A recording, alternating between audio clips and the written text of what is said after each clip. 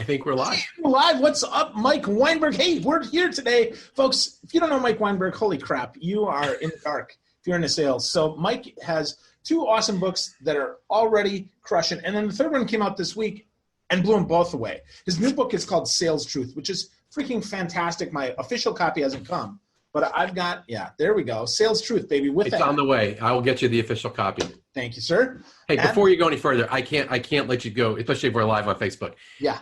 These are my Phil Gerbishak. He's my glasses mentor, glasses. Against my wife's wishes, I purchased these in the middle of the night when I was up late, and I'm like, I need some more funky reading glasses. So, Phil, I have not put these on in public, but for you. I love that. And what's awesome is they go with your shirt. Thank you.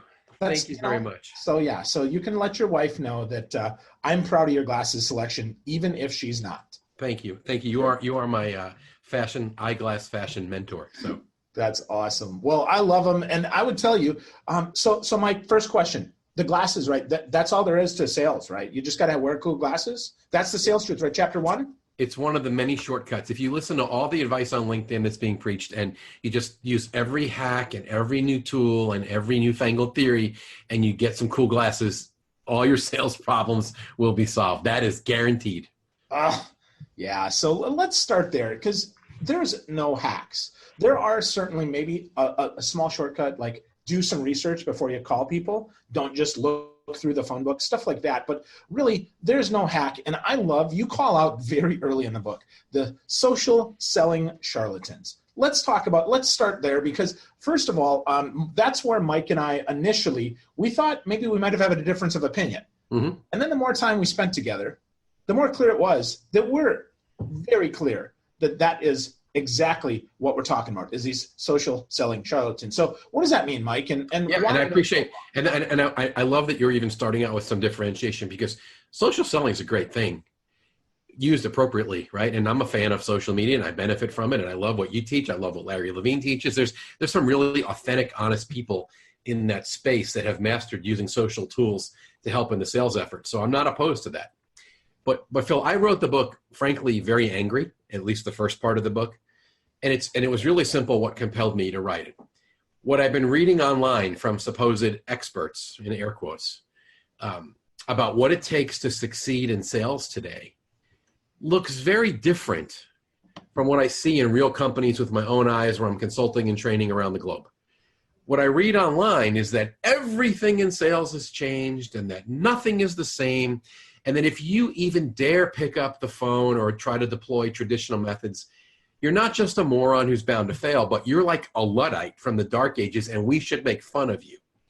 And particularly in the social selling world, it's amusing to me how far some people who appear to be quite desperate based on what they write have taken the argument that social is it and traditional is dead. And I was so frustrated by this that I decided to take some of these charlatans' words exactly verbatim and put them in the book so that I couldn't be accused of manipulating. I mean, I have the screenshots of these people who put these crazy posts up telling you that you're an idiot if you pick up the phone.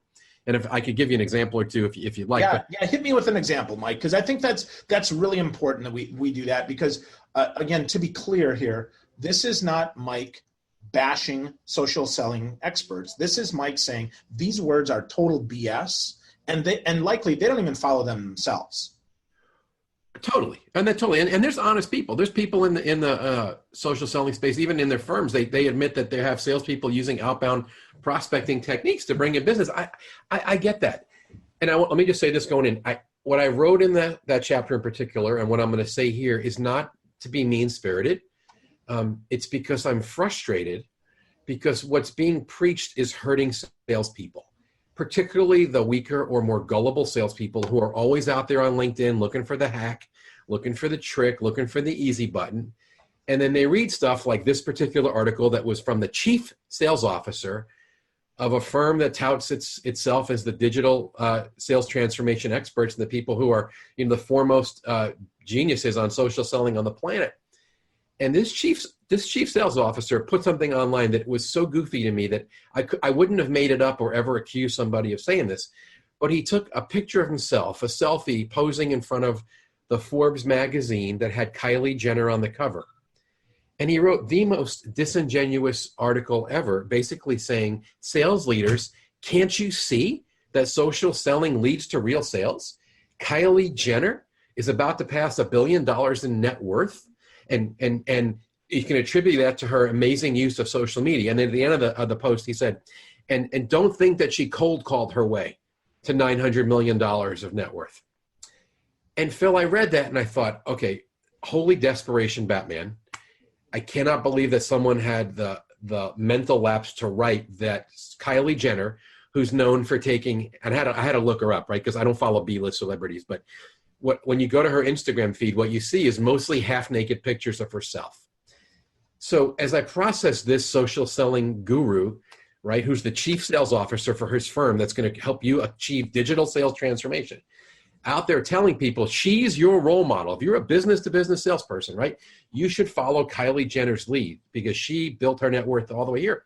And I'm thinking, well, let me think about this. The average pharmaceutical rep, that probably wouldn't work. The salespeople that work for my defense contractor, I don't think them taking selfies would work. Let me think. The 3M distributor, nope, that's probably not going to work. The consulting firm, no. All the John Deere equipment dealerships that I go in and do trade, nope.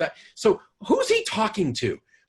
So that's why I said someone has to call out the nonsense, right? I mean, I don't know that person, but I know that what was written there was ridiculous, and it was under the name of social selling. I know that the guy who considers himself the creator of social selling, it still says that on his profile, has been out of work 4 times in the last 5 years, and regularly he's online asking salespeople to help him find a job.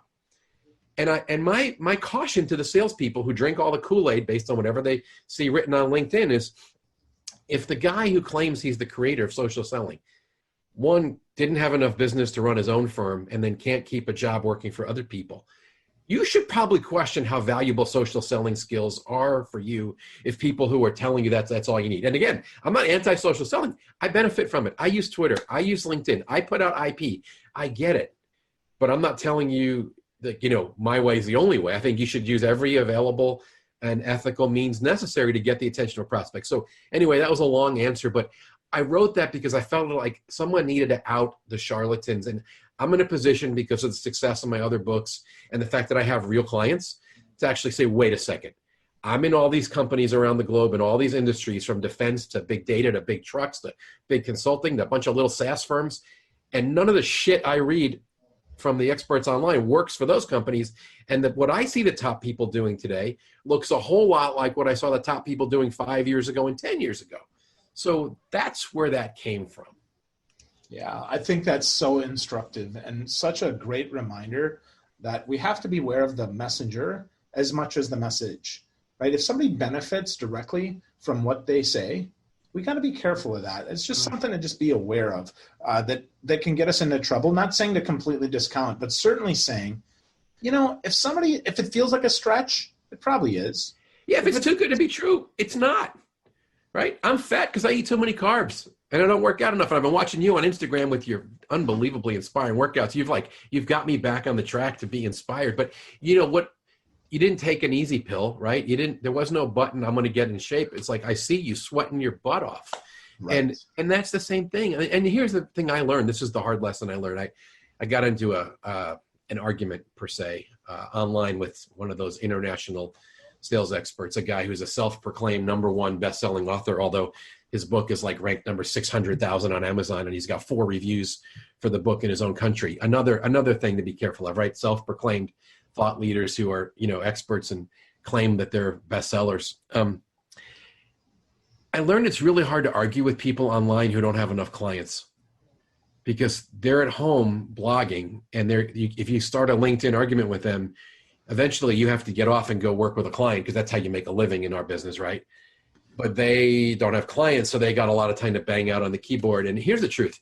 To become a thought leader today, to be considered a sales expert, all you need is a LinkedIn profile and an internet connection, right? And a keyboard, and you're good to go. So I just want people to be wary of what you read online. I think a lot of salespeople would do better if they would stop listening to the experts. And it sounds weird to say that because I just launched a book and I'm supposedly one of those experts, but I would encourage people to, when we're done here, if you enjoyed listening, great.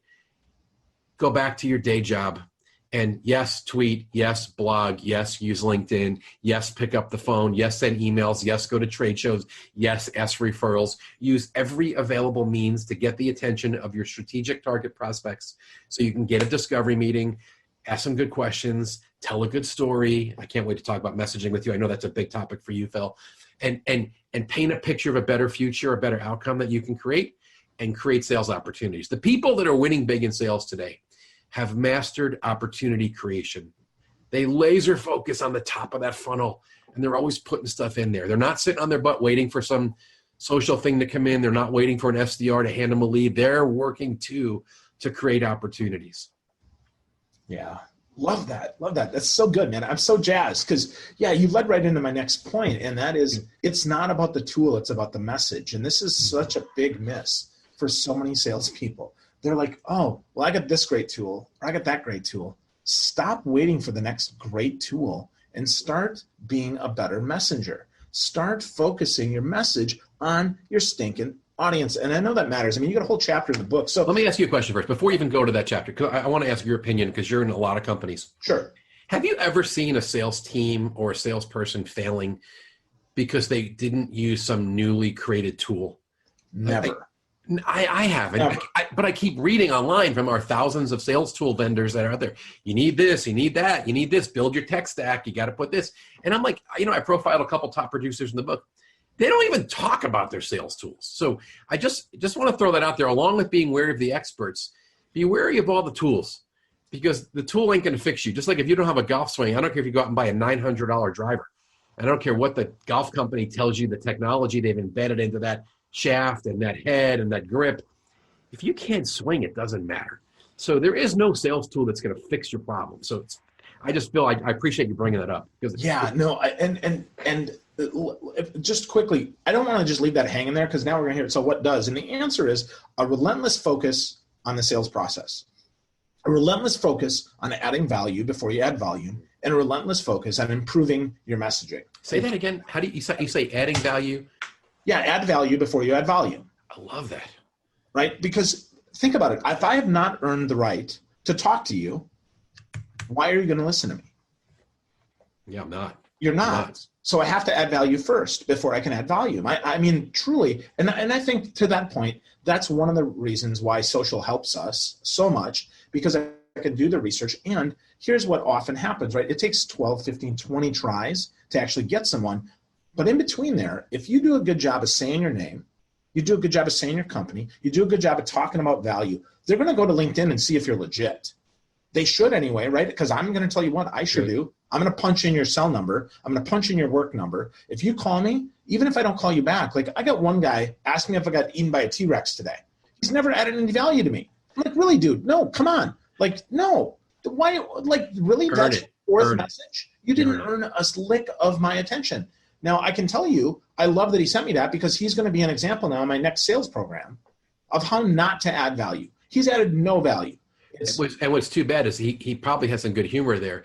And if he would have dripped little value nuggets along the way, and you would have heard bits and pieces of his messaging, which I think we'll get to in a second, like how do you frame up your story so it's compelling and client issue and outcome focused? If he would have positioned himself differently after leaving 4 or 5 good messages, and then he would have pulled the T-Rex line out, you would have been like, that's good. That's good. That's right. Right. But he didn't earn it. And that's the thing. I find with salespeople, and you said it's a large number of touches. You earn the response through perseverance and creativity and by dripping value. And if you're not giving them little nuggets, in almost what I'd call an appetizer, there's no way they want to come for dinner. So you got to tease them with value all along. I'm totally with you on that. Yeah. Yep. So important. But how we position that value, right? That's our messaging here. That's what we're talking about. Because here's what you can't do. You can't just take what you got from your great marketing team. And marketing does work their butt off. Don't get me wrong. They absolutely do. Marketing is a great asset. If you have a marketing team, you should be very grateful. But if you don't, or even if you do, you still got to add some relevancy there. You still got to hone it in and break it down even smaller, because marketing makes a lot of assumptions that the clients are smarter than they are. And by smarter, I don't mean that their IQ is 13 or that it's 300. I mean, they don't know how to buy. You have to know how to sell. You have to be a sales expert, not assume that they're a buying expert. And that's a big miss, man. So let's talk about messaging.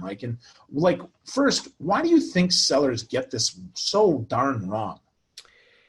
I don't know, honestly, Phil. Marketing doesn't help. A lot of times I see salespeople are equipped with really poor, pathetic, self-focused messaging and collateral material that's all about the company, its history, its chronology, its facilities, its offerings, sometimes even its differentiators. I'm convinced that in order for you to get traction in your messaging, you have got to lead with what's on the mind of the prospect or the client, right? They have pain they want removed. They have problems they want solved. There are definitely opportunities they're looking to capture. They're looking for new and better results. Some people call that the better future state. All of those things are outcomes. Solve problems, pains removed, liabilities reduced. All those are improvements. Increased profit, reduced speed, less downtime, more fuel economy. Name the thing for the industry you serve. Those are outcomes that we create. So for whatever reason, sales leaders and marketing people are not equipping sellers with messaging that resonates. And the moment a buyer hears you pitching and pushing, those defenses, they come they're already resistant to salespeople anyway. They all have this anti-salesperson reflex resistance. But when you start out in pitch mode and it's self-focused and we do this and we do that and we've been in business this long and we're the best, who wants to hear that? It's totally self-absorbed. Who cares? So what? It's all about you. And even in my own business, I've learned this. I take my own medicine. When someone says, Mike, tell me about your business, what do you do? The cheap, lazy answer is to go, oh man, thanks for asking. I'm a consultant. I'm a sales coach. I do workshops. I've got best-selling books. And you're laughing because you know why? I don't dare say that because who gives a rip?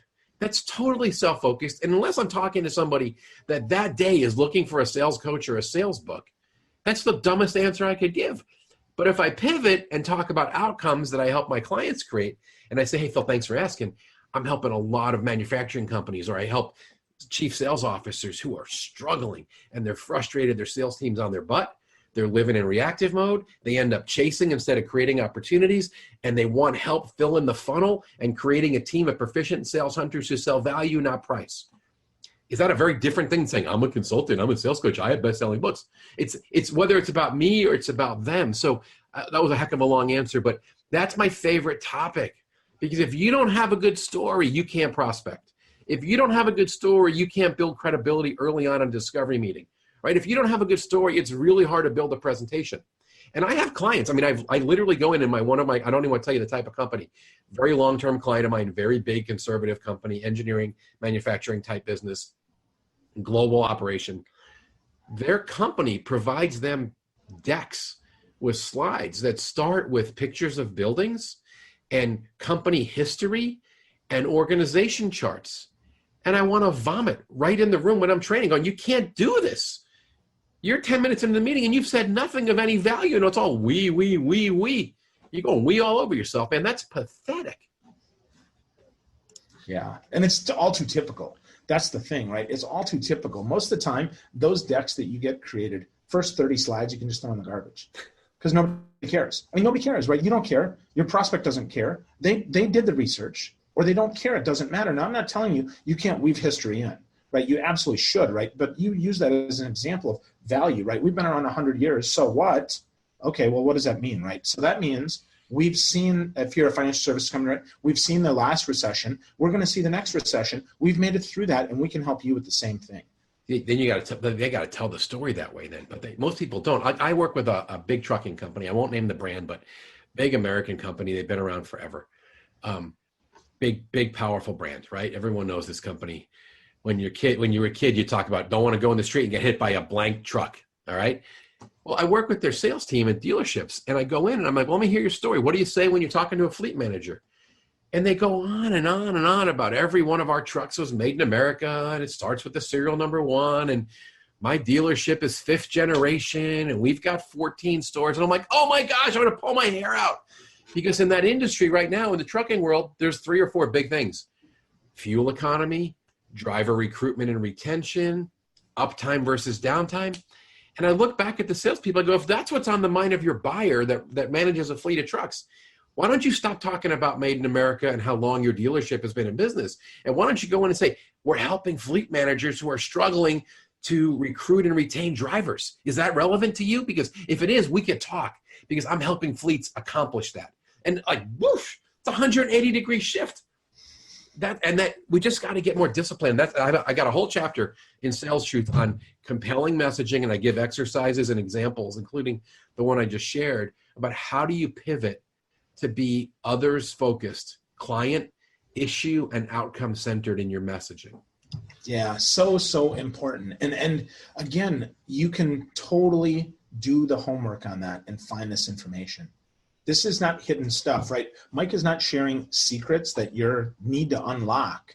This is work you need to do, folks. So if you're listening to this, what I'm hearing Mike say is find the compelling reason, craft a story, and then get really good. In fact, back in the book, you mentioned my process is really similar to yours. You talk about prepare, practice, personal, and follow-up. I go prepare, practice, and then I talk about produce. But in that, right, I've got those things too. So I really think that's great that you mentioned that, because that prep helps us do a so much better job practicing and then making it relevant and personal to them. So I think that's really good. Yeah, it's funny. You picked that out of a chapter I don't get asked a lot about yet, because people are just getting there. You took that out of chapter 15, yep, where I'm highlighting these two top producers that are the best salespeople I've ever seen. And what's fun for me in that chapter, Phil, is that I take no credit. Those people aren't even my clients. Those are two incredible salespeople. One is a longtime friend, and one is the guy that sells me my Volvos. And I mean, they couldn't be more different. One guy sells financial services for a giant company to the biggest company in America. And the guy that sells Volvo, #1 in North America. I mean, he's so important at that company that people at the Gothenburg, Sweden plant know him by name. Wow. And in that chapter, I share their best practices. And my hope is, as salespeople read what these incredibly high productive, like top earning, #1 in the country salespeople do, that they see that there's no magic. And you were talking about the guy, Ron, who I outlined, and you gave that's his process, right? Everything he does is personal, and he prepares and practices like crazy. When he's leading a big presentation to a prospect, he makes the entire team from his company fly in the day before to spend an entire day reviewing their presentation, going through how they do introductions, practicing how to connect with relevance to the prospects that are going to be in the room. I mean, he goes to a totally different level of preparation than anyone I've ever seen. And it's not that he's sexy and he's not a silver-tongued devil. He just works his butt off. And by the time they get in that room, they're so ready and they're so confident, and they know their prospect and their issue so well that what they present is so relevant, so on target. Yeah, well, and it's interesting because the difference there is clearly not only is it personal about them, but he makes it personal about him. He takes that on. You have a story in there where they've lost sales sometimes, and he owns that process, right? Tom and Ron, they own that process. Instead of blaming marketing, blaming sales management, blaming the economy, blame crap, that's junk, man. The fact that they own this, I would say, that one of the things that I know has made me successful is this ownership. The folks that I coach, it's the same thing. You have to think like an owner first. Dick Strong, put that in my heart. When I started in sales as a broker back, 2002, 2000, right around there, right somewhere in there. Anyway, long time ago, like 20 years ago, Dick said, you got to think like an owner and take ownership for everything that happens. If you see a piece of paper on the ground, you got to pick it up. Something happens, it's your fault. Your responsibility to fix that. And so is that also kind of what you're talking about here, Mike, when we talk about how these guys stand? Oh, yeah. I mean, Phil, from every different angle. I'll tell you a couple stories. I was doing a workshop in California a couple of years ago, and it's a consulting firm that had people that were consultants and salespeople, and they also had a team of BDRs that were supposed to be drumming up business and, scratching the dirt and creating appointments. And somehow in the middle of my workshop, it devolved into this conversation about how poorly the BDR, SDR team was doing creating leads and appointments. And then not only were they not creating enough appointments, but then there was whining about the quality of the appointment. I'm sure you can relate to this, right, in what you're doing. And finally, the top person in the room banged the table. He's like, damn it. He goes, listen up. He goes, we need to see the appointments set for us by the BDRs as gravy. We should look at those like we look at the Social Security portion of our retirement income. Like it's not on us. You can't blame other people for a lack of health of pipeline and what's going in your funnel. You got to own that. That's always gravy. And the story that you were just referencing from later in the book is about Tom, the sales guy. And I tell the story. I'm having lunch with him, and he's going through all these different things. And he asked me how my buddy Donnie's doing because he had sold Donnie a number of cars. And I said, Tom, you're not going to like this, but Donnie actually bought a car from somebody else. They made him a crazy deal. And Tom looked at me, and he shook his head. He goes, dang, that hurts. And then he said, that's on me. That's my fault. And I'm like, what are you talking about? Nobody stays in more touch than you. And this guy is like uber in touch. Like, I mean, he calls me when he passes me on the road. I get cards. He's always working the relationship. Like, no one stays in touch better. But what was so refreshing to me as the sales coach was to see a top producer not blame his company, not blame the marketing people for not getting enough emails out, not blame Donnie for being cheap, not blame the competitor for doing some lowball stupid thing. Who did he blame for missing a sale? That's a winner right there. That's guy's number one in the country, number one sales guy in North America, frankly, right? Is that amazing? So yes, winners take responsibility. It's called internal locus of control. That's the fancy psychological term. They own the outcome. And when it's bad, they go, my bad, on me, I'm going to fix it. And they don't point fingers. They just work harder. They work smarter. They figure it out. So thanks for bringing that up. I haven't told that story yet with any of these interviews for the book, and that's really fun. Yeah, well, I love that story, right? I read through the book. There's a lot of great stuff in there. It's called Sales Truth, folks. I love that Mike's got a hashtag on the front of this because now you can search all the stories, right? If you're looking for some sales truth, put a little hashtag in front of that. Look on Twitter, look on LinkedIn, search on Facebook. You can find that. But Mike, as we kind of wrap here, man, so give me one more insight that you can share with folks, maybe one thing where they can get started down the path to truth instead of the path to dishonesty and charlatanism. Yeah, I mean, I could go a lot of places with that. First, let me say thanks for having me. I love talking sales with you, Phil. You're fun, and you get it, and this is a joy. I'm just going to go back to the theme of the whole second part of the book, and it's you have to master the fundamentals. There are no cheap tricks. There are no hacks. There's no secret sauce. There's no easy button. And anything you read from somebody online that's promising you what feels like it's too good to be true, it is too good to be true. So my encouragement would be ready to do the work. The good news is if you do master those fundamentals, you're going to make a great living for a really long time. And that's why I tell so many stories in there pointing out what the top producers are doing, because they don't have shortcuts. They do the work. They understand their business. They do the hard stuff from prospecting, picking up the phone, all the way through following up after the presentation and the proposal to make sure they get that deal across the finish line. They work, they work, they work. So that's my best coaching, Phil. Do the basics. Yeah, do the basics, do them well, do them often, and then get better. Hire a sales coach. Read great books like Sales Truth.